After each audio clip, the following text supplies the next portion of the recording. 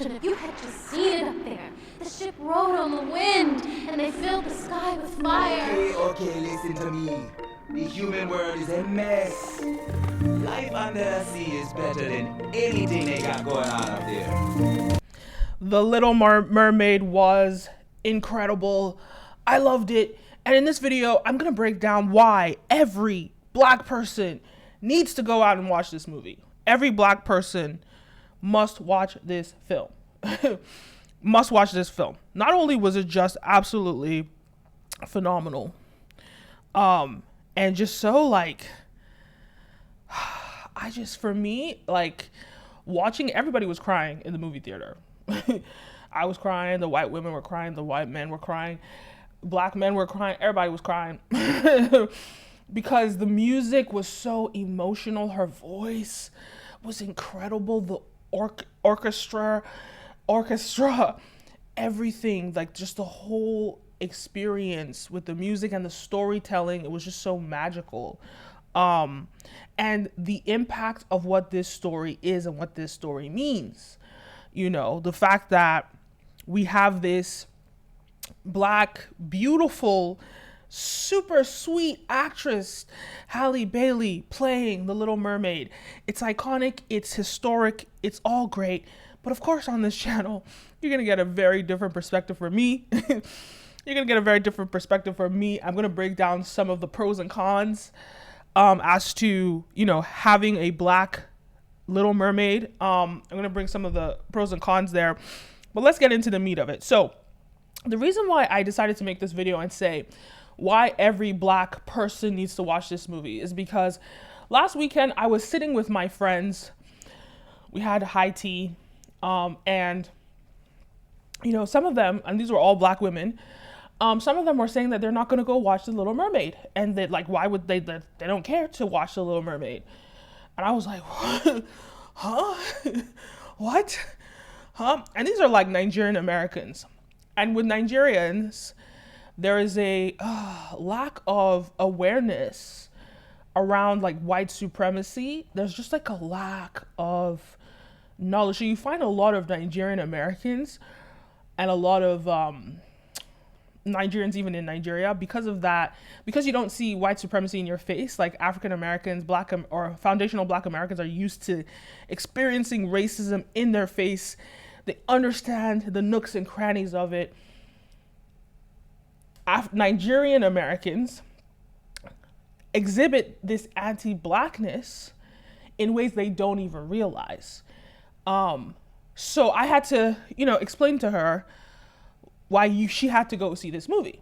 It was like two of them that had said that, but I, you know, was sitting next to one of them and I explained to her and I basically said this, I boiled it down to this. Look, first of all, they don't want to fund movies with black people in them. They don't want to. Even this movie, we're going to talk about this, the hate that it's gotten, the backlash that it's gotten because there's a black Little Mermaid, even though it would actually make more sense that the Little Mermaid is black than any other race, but I'll talk about that. They hate the backlash. I heard in Korea, there are racist, there's racism worldwide. So in other countries too, they weren't really liking the fact that the Little Mermaid is black, even though this movie still did better in America than Aladdin's opening weekend. We'll talk about Aladdin too, because the star of Aladdin came out with some backlash talking about, oh, he doesn't think it's going to make $1 billion like Aladdin did. This Aladdin, the star in that show, who, number one, hasn't gotten any roles since that movie. Number two, the only reason why Aladdin did well was because of Will Smith, the black guy in the movie, not anyone else in that movie. Like, so to think that he would come out and be like, oh, well, I don't think it was nonsense. But so I had to sit her down and I was like, look, the reason why we need to support this movie is because Hollywood doesn't want to fund movies with black people in them. They don't. They're really dragging their feet on this. And when they do fund it, black people need to show up. If we don't show up, they will say, well, we shouldn't fund this stuff because they're not going to pay for it anyway. And these are women that are making, they're high income earners, right? They're high value women. And one of them was saying, that she's not going to spend $20 in the movie theater, but when she's making at least $100,000. And I'm just like, well, what are you talking about? If there's anything to spend your money on, it's this movie. Not only did I see it once, I'm going to go watch it again. And I'm not even just watching it again because, which I would still do anyway, not just because I want to support the movie, but because the movie is that good. So I have to go watch it again because I have how they said after Avatar in 2009 when it came out, people had Avatar blues. I have the Little Mermaid blues. I've been listening to the soundtrack. I have to go watch the movie again. That's how emotional it made me. That's how incredible the experience of watching the movie was. And I want to support it again, especially as a Black woman. And so here's the thing. This friend of mine saying, she doesn't want to, she's not going to pay for, she doesn't want to go see it. I had to explain to her, look, number one, they don't want to fund this stuff. And if they do fund it and we don't show up, that's going to give them more of an excuse, more of an incentive not to fund this stuff. So Black people, if you want to see representation, you have to support it when our movies or where representation counts. Representation is so important. And let me explain why representation is important. Not only does it inspire you in your life, watching somebody so sweet, so kind, so beautiful like Halle Bailey, as she inspired me, and I'm older than her. But watching that as a little girl growing up and seeing that role model that is your skin color, that moves mountains. A woman that is ambitious, that is a go-getter, that is curious, all the characteristics of the Little Mermaid. She gets what she wants, even though there's some toxic elements with the love scenes or the way that Disney, romanticizes relationships. But that's another conversation, and that's a Disney issue generally, which I will address later. But let's just talk about this, right? Representation is so important because it inspires people in the world. And we have to wonder why there's a lot of, in the Black community, when we see a lot of gang violence, when we see a lot of thuggery, when we see a lot of these things, what is inspiring this? When we see inferiority complexes within the Black community, that's how white supremacy has kept you in a prison in your mind. Where does this come from? It's because of the funding of gang movies. It's because of the funding of movies about slavery to subconsciously make you think that you're lesser than. And some people don't realize this, but media is propaganda. Media is inspirational. So we need a role model like The Little Mermaid. We need more movies like that around The Little Mermaid, and so we have to go out and support it with our dollars. That's just the bottom line. We have to do it for us. We have to show up for ourselves, because if we don't show up for ourselves, no one else will. And to that point, when you think about even the Woman King and all the backlash it got, and the Woman King, and how this is how much people in the world hate Black women. They don't want to see Black women prevail. So if we are self-hating as Black women and we don't even show up for ourselves, what do you expect the rest of the world to do to you or how and to treat you? So that's one thing why representation is important. The other thing is that representation is not just important for you, but it's also important for how you're seen in the world. Now, I travel the world. I love to experience traveling the world. And I have an issue with the over-sexualization of Black femininity in media. I have a whole video on this. Click the link down, or it's going to be somewhere. I'm going to link to it. I have a whole video, or search my channel, the over-sexualization of Black femininity. And funny enough, Halle Bailey's sister, Chloe Bailey, is in the music industry where women are over-sexualized. And Black women, specifically Black women, are over-sexualized.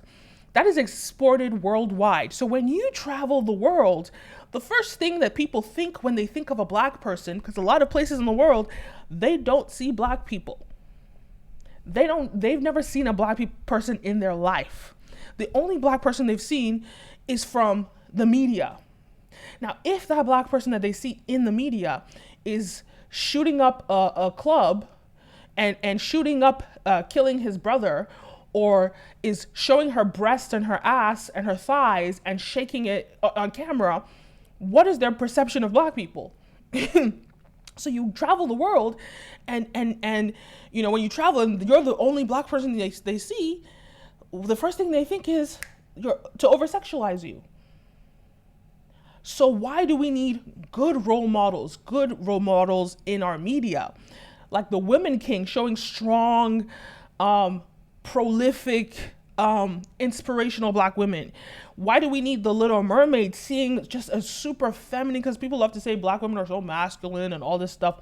We have this super feminine, yes, yet ambitious, yes, yet romantic, stunning, role model of a black woman who's not over-sexualized, who is the very PG version, who carries herself with respect and dignity, which is so interesting, the contrast between her and her sister. But I'm not blaming Chloe. I think that's who Chloe is, and juxtaposed against what the industry has pushed her to be. But whereas Haley is just, I call her Haley. Hallie, have I been calling her Haley? I meant Hallie. Whereas Hallie is just it's so different. And so for me, when I see Hallie, and when I see the Little Mermaid, representation matters. And so if we want to show up in the world, these people that I'm I was having high tea with, funny enough, I am an entrepreneur. I work for myself. I don't have to care how anybody perceives me, apart from, I guess, my my customers, right? But really, I really don't, right? But with these other people, these are professional black women in the workforce. They have to care about their perception if you're an employee, right? And so that affects you in the workplace. If all they see are black women shaking their asses or fighting in these reality TV shows or doing crazy ratchet things, that's how they may perceive you. And you know what's even worse? If they don't perceive you like that and they tell you, oh, I don't think about you like that, but I think the rest of them is like that. That's the biggest slap in the face too. So representation matters. So we need to show up for our own people, because if we don't show up, damn sure don't expect anybody else to fight your battles or show up for you. So that's the first thing. The second thing about this movie that was, that got me, was the fact that, first of all, I want to say that it makes the most sense that the Little Mermaid is black. It would make the most sense. When you look at African mythology, in Nigeria, we have something called Mami Wata. We have a whole mythology around a mermaid or mermaids that are women, right? And then also, when you think about, even in the Caribbean, I know that they have those narratives because of the slave trade. And if you know about the slave trade, how they used to throw people off ship, obviously we know mermaids aren't real, but in terms of mythology, they used to throw but this is actually real. This is what they really used to do in the slave trade, was throw people off ship. They threw a lot, I don't even know the numbers, but they would throw people off ship if they got sick, and they didn't care. Go watch my documentary called The Great Divide. They didn't care because black lives were so cheap. They could get it for 10 black people for a gin bottle. So they didn't have any regard or respect for black lives. So they were throwing a lot of people off ship. And then also you hear what's called the Igbo landing, when those Igbo slaves drown themselves because they'd rather die than become slaves. So there's a whole history of black people underwater, right? Then also symbolically in America too, when there was a black Wall Street, when there was a black, when there were black communities that were thriving, the US government would basically destroy those communities, displace the people, and then sink those places underwater. The irony, right? So if there's any symbolism that should say that, what race would the Little Mermaid be? It would be black. So everyone that was upset about the Little Mermaid being black, they're just ignorant. First of all, it's a fictional character, so it's not even real. And there's no such thing as a mermaid, right? But if we're looking at history and we juxtapose that against mythology, right, between Latin American mythology and African mythology, mermaids do exist, right, in that mythology. And so it would make sense that she is black. But what they did in the movie, they tried to do the whole inclusive thing, and they had the king, what's his name again? I can't remember her dad's name. Wow, can't remember her dad's name. I should know her dad's name, but whatever. He had a lot of daughters, and they were just trying to be inclusive. All his daughters were from the 7 seas, and it was representing the 7 continents, on the planet. And they basically were very inclusive with this, so that they could include every race. So let's talk about the white supremacist themes in this story. That this is the reason why it's so important. Not only is representation important, it's important for Black people to tell Black stories. It's important for Black people to fund Black stories. We're grateful for this. This is a great example of what can be done at scale, right?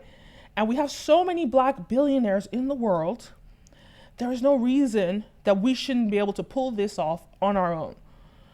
And so why am I saying Black people need to steward Black narratives? Well, for me, the main issue I had with this storytelling, right? Not only did we have this little mermaid under the sea, that's cute, who finds this prince. Now, what is this prince? What's his story, right? It's set in the Caribbean Sea, the story. And so they did this so that they could have a Caribbean queen, his mother. But that Caribbean queen was Black. And they had this multicultural, aesthetic or multicultural system in the Caribbean. Now we know that the Caribbean is an indigenous American place. It's in the Americas, Central America. So the native people of the Caribbean are not Black. They're Native American, but we know because of the slave trade, a lot of Black people are in the Caribbean. But so she's now the queen of the Caribbean, his mother. But this is the part that got me. Number one, his mother had a British accent. Where they do that at? In England. Why on earth does she have a British accent? It's giving, in order for you to be acceptable, in order for you to, you have to meet white supremacist standards for you to be acceptable in the world. And what is that standard? Well, you have to have a British accent so it shows that you're posh. So that's the first layer, that's people like it. A lot of people will overlook this, but that's because they're not read up on the histories of white supremacy. And I have so many tools. I'm going to put a link down below that's going to give you some books that you should read. Check it out on Audible. Some books that you guys should just read so you're read up and you really understand, because a lot of this stuff that I say to an untrained eye, to an uneducated mind, that is an uneducated mind in white history, which is white supremacy, and in Black history, you won't understand what I am saying. And you might just think, oh, you're complaining about everything, but you have to understand that the white supremacy was meticulously created and crafted and designed. And its greatest skill was making itself invisible and undetectable. And we have to take a microscope and assess every nook and cranny of it so that we can dismantle it. So having this woman who's, a Caribbean woman, right? She has a British accent. That is what gives her authority. But that's not even where that's just like a little bit that was like, okay, that's weird. But the part that really got me was the fact that you are the queen of this, kingdom, and you find a stray white boy. I don't know how they discovered him somehow in their property on the beach or somewhere. They have this stray boy. They take him in and they make him the heir. Where do they do that at? So you mean that everybody in this whole community was not, like they had to make this little stray white boy jump the queue and decide that this boy is going to be the heir? Because why? That is the entitlement of whiteness. That I own this world and I deserve everything everywhere I go, including the title king. This stray white boy that they discovered as a baby, they take him in and they ignore every single person in that kingdom that is presumably black, multicultural, from the queen's cousins, siblings, even the maid in that castle is more deserving of a king title or heir title than a stray outsider. But no, because he's white, they roll out the red carpet, they give him a crown and say, you're going to be the heir to this throne. Where do they do that at? And I know a lot of people are going to be saying, well, but like, stop complaining. Like, we have to thank the Disney for giving us a chance. See, some people are okay with doing that, and that's just a slave mentality. I'm not of the mentality of a slave. I believe we need to build our own table, and not in the confinements and the restrictions of the white supremacist agenda. You know, I believe that we need to focus not only on not even collaborating with white supremacy, but dismantling it. And the only way we do that is that we tell our own stories, we own our own platforms, we do our own thing, we design our own propaganda. And how do you do that? You don't exhibit that BS. Because no matter what, even if they give you an opportunity to shine, you still have to appease the white supremacist indoctrination, which they have exported around the world. That's why you have people in Korea who don't even interact with black people, who don't even see black people, have decided that they want to be racist towards black people. I've been to Korea before and I experienced the racism. It's not extreme, it's not overt, but it's like the taxis won't stop for you. I've never experienced that in anywhere in Asia. Well, in anywhere in East or Southeast Asia. Let's not talk about South Asia because that's probably the most extreme racism I've ever experienced in my life. But these people have never even interacted with black people. There's no reason for them to be racist apart from white supremacist propaganda and the attack on black people's image globally, right? And so the countries that are rejecting the Little Mermaid, who don't even experience black people, what? They're rejecting it because it's, Black Little Mermaid. So no matter what, so long as we allow them to give us those opportunities, they're always going to create our stories in the confines of their white supremacist agenda. And you're always going to be a dog on a leash. And they're always going to push you to a white supremacist victory. Black Panther. I have a whole video. I broke down Black Panther. Just a disgrace of a movie. You mean to tell me you have this movie about an African kingdom, the only kingdom that has vibranium? I don't even remember the themes of the first one, but the last one that just came out in December. In part 2, you could have chosen to focus on another African. You could have dived into the world of Africa, the continent of Africa, and explored other dynamics. But no, you decided that you're going to tell a story about a rival empire that also happens to have vibranium, which is like impossible because no one else is supposed to have vibranium, right? But this culture also happens to be all the way across the world in the Aztec Empire, in the Mexican. Like, when on earth has an African ever interacted with a Mexican outside of America? This is Wakanda is in Africa. There are Africans that have never seen Mexicans in their lives, especially if you're living on the continent. You've never seen a Mexican. So where they do that at? And what is the incentive of doing that? But not only do you bring these two cultures together, you have them fight each other. What is this a parallel to? What is this parallel gang violence in Los Angeles, Mexicans and blacks having the minorities like a crabs in a barrel fight each other. And who gets to be their umpire? The white man, America, the savior of all. America is still centered in the story of Black Panther, and that is the big flaw. No matter what the script says that says, oh, we are powerful, you can't tell us what to do. They're showing that these are just fluffy narratives that shows us in an empowered way, but we're still appeasing the white gaze. And it's their money and it's their agenda. So they have every right to do that.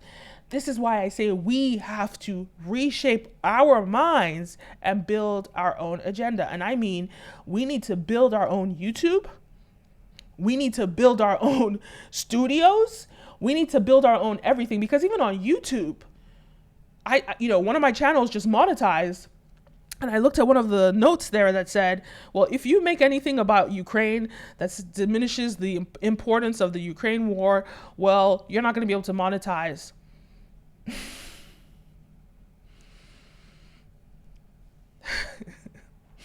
And if you guys know anything, I've made a lot of content against Ukraine.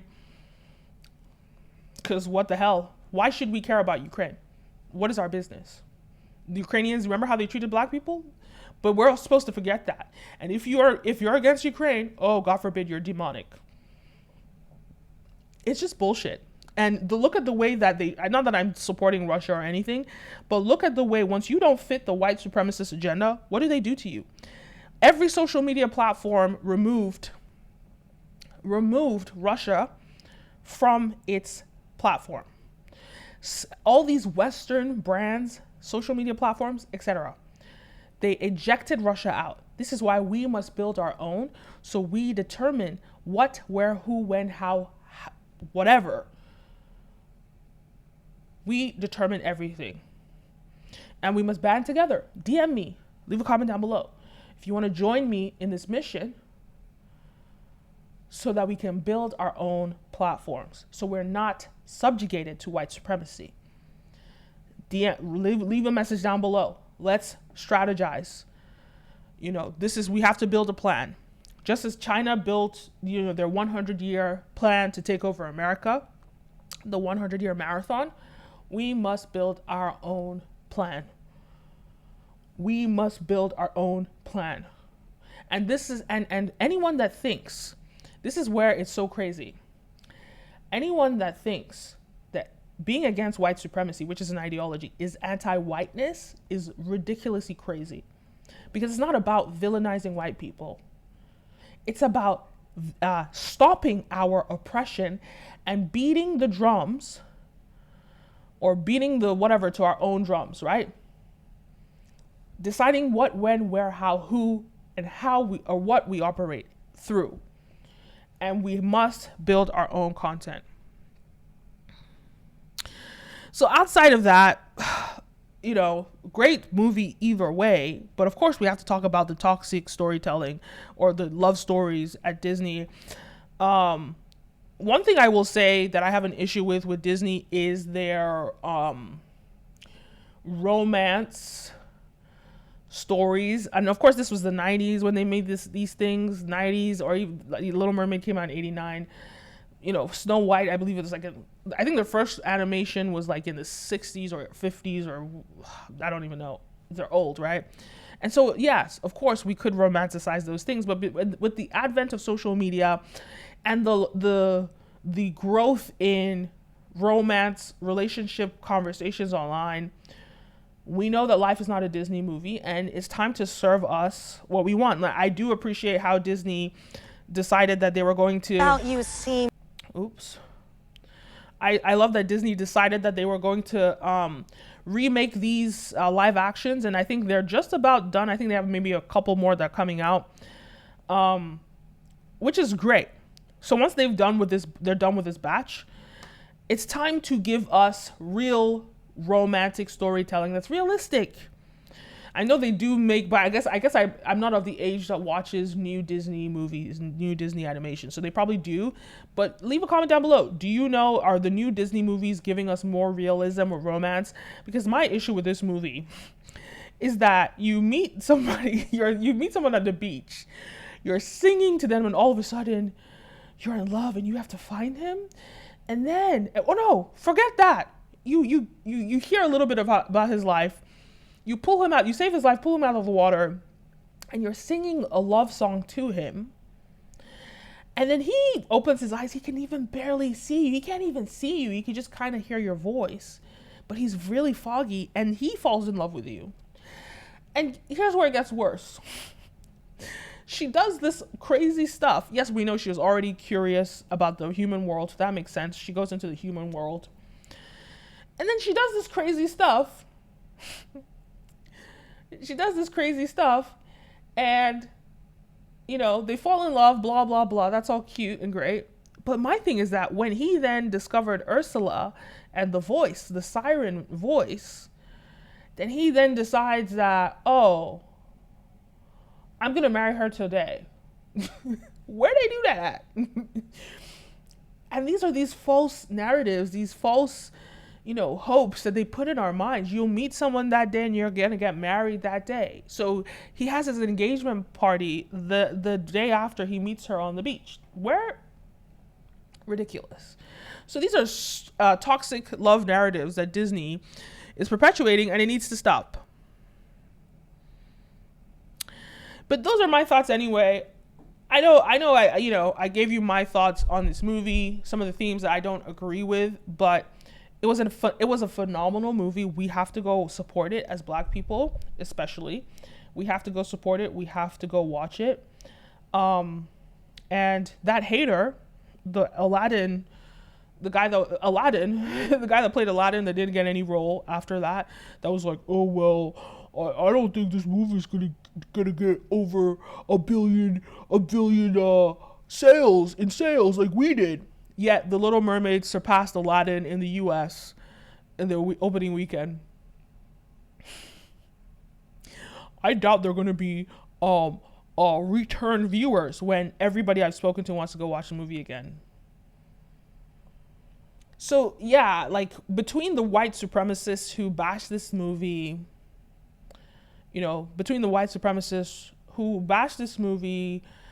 upset that Ariel is Black when it makes the most sense that she's Black than any other race.